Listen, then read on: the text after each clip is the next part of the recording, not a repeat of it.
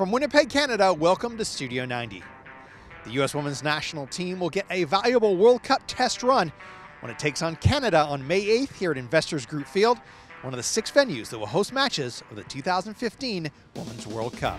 Well, anytime you can be in the environment where you experience what it's going to be like in the World Cup, that's just a learning experience. And when you put yourself through the paces before any big event, it gives you a little bit more confidence and less stress going into those games because you've been here and you've done that. It's kind of a good pre-trial to come over here. Canada is always a tough opponent for us. We're going to have a great crowd. We're going to get used to the turf conditions and just go out there and enjoy it. I think we're really building on the last couple games against China, coming together as a team, different formations. So I think all things going well, and we've just got to continue to embrace the short amount of time we have together.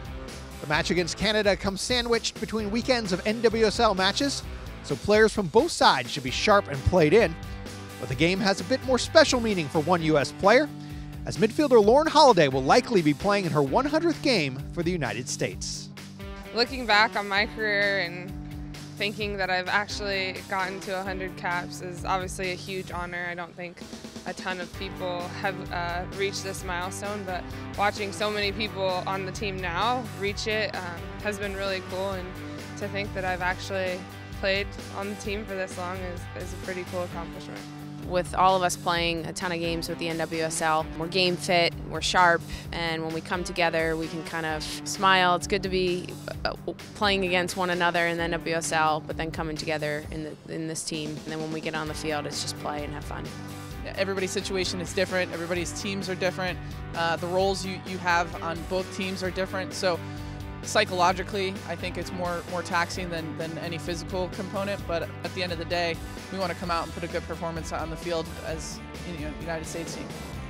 This match will be the second under interim head coach Jill Ellis, and she and the players are excited at the prospect of playing in front of more than 25,000 fans, most of whom will not be rooting for the United States. I think they're going to have a huge crowd here, which is going to be fantastic. I mean, obviously these guys are teammates on the weekends with their NWSL teams. They come in here and they flip the switch, but we've got, great tradition in this rivalry, so I don't think it'll be a problem for the players. Playing Canada is so much fun. I love the fierce competition that we have and the fierce rivalry that we have with them, and every game that we play against them is an opportunity to get better. I think the energy of the crowd, I think it definitely, obviously I think both teams will try and want to execute some tactics, but, in these matches, 50% emotion and it's 50%, energy and tactics and that kind of thing. But yeah, I think it'll be a classic Canada-US rivalry. Definitely going to feel like an away match, but that's good. We've got to get used to those conditions. For me as a player, you step out on the field and you kind of get into that zone and you don't really pay attention to what's going on outside of the field. But it's going to be great. It's going to be loud. It's going to be, something that we're going to have to get used to. Communicating to one another, that makes it tough. It's good practice. It's good pre-training, pre-World Cup, and we just got to get after it.